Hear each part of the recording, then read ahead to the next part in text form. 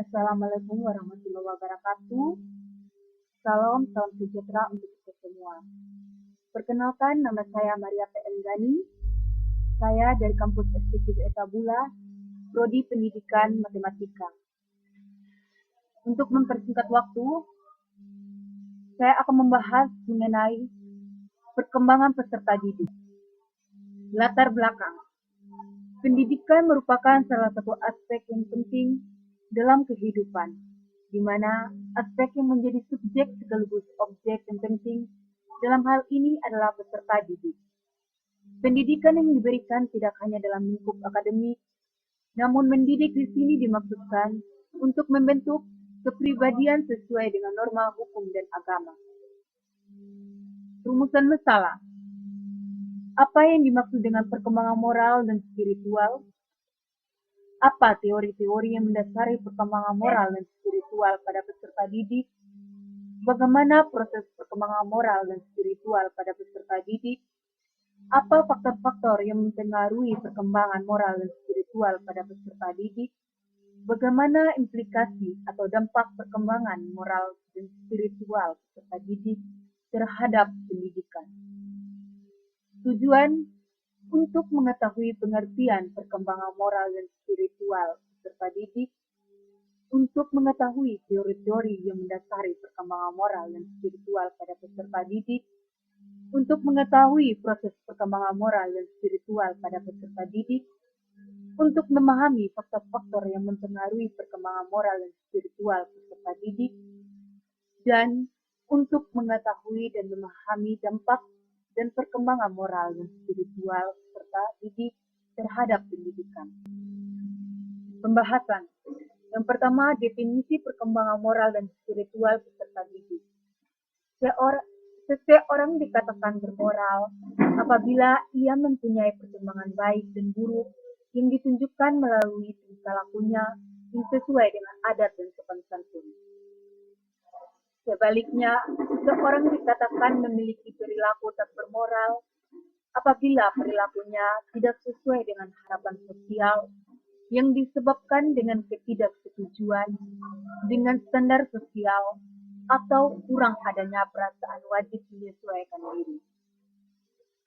Selain itu, ada perilaku amoral atau non-moral yang merupakan perilaku yang tidak sesuai dengan harapan sosial yang lebih disebabkan karena ketidakacuan terhadap harapan kelompok sosial daripada pelanggaran sengaja terhadap standar kelompok.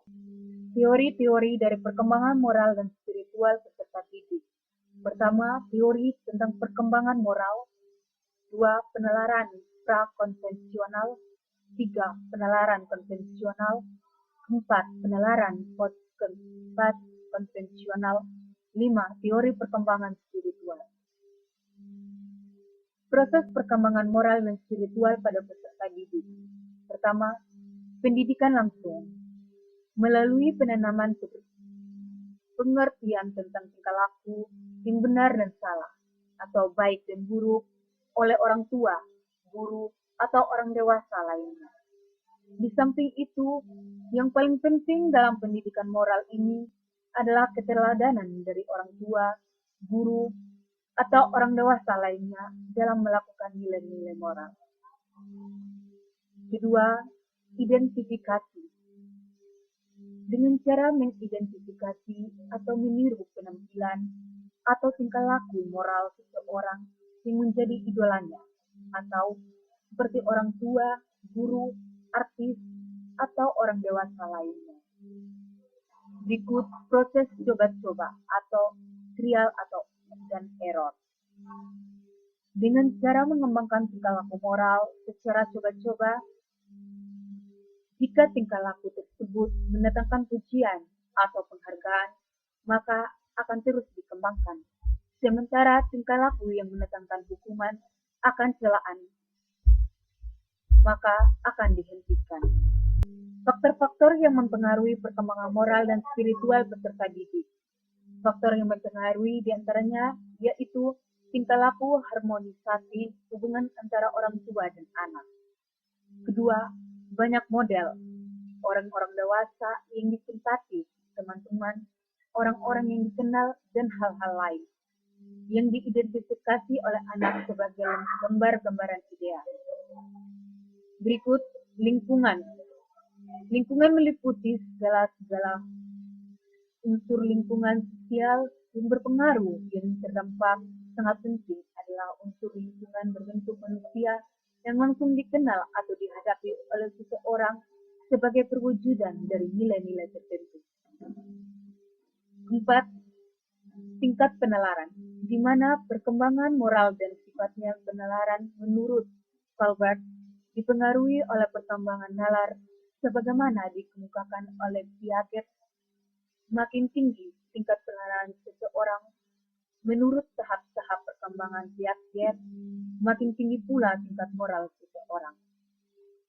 Interaksi sosial dalam memberi kesempatan pada anak untuk mempelajari dan menerapkan standar perilaku yang disetujui masyarakat, keluarga, sekolah, dan dalam pergaulan dengan orang lain.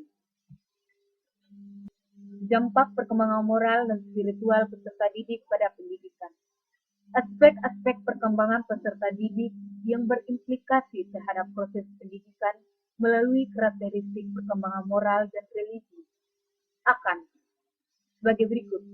Implikasi perkembangan moral, implikasi perkembangan spiritual. Di mana dalam implikasi perkembangan moral, Puwarto 2006 berpendapat bahwa moral bukan hanya memiliki arti tingkah laku, sopan santun, bertindak dengan lemah lembut, dan berkata kepada orang tua saja, melainkan lebih luas lagi dari itu. Selalu berkata jujur, bertindak konsekuen, bertanggung jawab, cinta bangsa dan sesama manusia, mengabdi kepada rakyat dan negara, berkemanusiaan, berkemauan keras, berperasaan halus, dan sebagainya. Dan implikasi perkembangan spiritual, anak-anak sebenarnya telah memiliki dasar-dasar kemampuan spiritual yang dibawanya sejak lahir. Untuk mengembangkan kemampuan ini, pendidikan mempunyai peranan yang sangat penting. Oleh karena itu, untuk melahirkan manusia yang ber-IQ tinggi, dibutuhkan pendidikan yang tidak hanya berorientasi pada faktor perkembangan aspek IQ saja, melainkan IQ dan SQ juga. Shahar dan Marcel Desmita 2008 pertama kali meneliti secara ilmiah tentang kecerdasan spiritual, yaitu kecerdasan untuk menghadapi atau memecahkan persoalan makna dan nilai, yang menempatkan perilaku dan hidup manusia dalam konteks makna yang lebih luas dan kaya.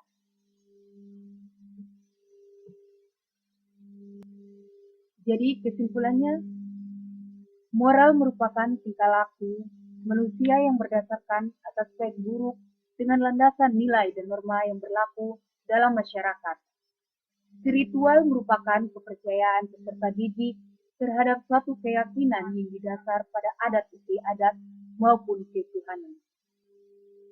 Teori perkembangan moral menurut Calvert terdapat 3 tingkat, yaitu penalaran prakonvensional. Prakonvensional, di mana pada stadium 1, anak berorientasi kepada kepatuhan dan hukuman. Anak menganggap baik atau buruk atas dasar akibat dan timbulnya. Anak hanya mengetahui bahwa aturan-aturan yang ditentukan oleh adanya kekuasaan yang tidak bisa diganggu-gugat. Ia harus menurut, atau kalau tidak akan memperoleh hukuman. Berikut konvensional. Konvensional pada stadium 3 meliputi orientasi mengenai anak yang baik. Pada stadium ini, anak mulai memasuki umur belasan tahun, di mana anak memperlihatkan orientasi perbuatan-perbuatan yang dapat dinilai baik oleh orang lain dan masyarakat adalah sumber yang menentukan apakah perbuatan seseorang baik atau tidak. Dan yang ketiga, pasca konvensional. Pada stadium 5 merupakan tahap orientasi terhadap perjanjian antara dirinya dengan lingkungan. Pada stadium ini, ada hubungan timbal balik antara dirinya dengan lingkungan sosial atau dengan masyarakat. Seseorang harus memperlihatkan kewajibannya, harus sesuai dengan tuntutan norma-norma sosial, karena sebaliknya, lingkungan sosial atau masyarakat akan memberikan perlindungan kepadanya. Setiap tingkatan dibagi menjadi dua tahap, yaitu teori perkembangan spiritual yang didasar pada ayat-ayat Al-Quran dan hadis yang menjelaskan tentang filsafat beragama. Yang ketiga, tahapan perkembangan moral. Faktor yang mempengaruhi perkembangan moral dan spiritual meliputi faktor internal dan faktor eksternal. Pada perkembangan moral peserta didik, faktor internal meliputi faktor genetik dan pengaruh sifat-sifat bawaan yang ada pada diri peserta didik. Selanjutnya, sifat-sifat yang mendasari adanya perkembangan moral dikembangkan atau dibentuk oleh lingkungan. Dan sifat yang meliputi berupa sifat yang diturunkan pada perkembangan spiritual berupa keyakinan. Di sini, faktor eksternal meliputi keluarga, masyarakat, sekitar sekolah, atau otoritas budaya. Di mana faktor eksternal memiliki pengaruh yang cukup besar pada perkembangan moral.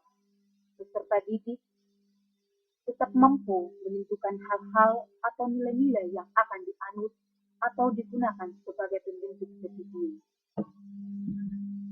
Sekian dan terima kasih. Thank you.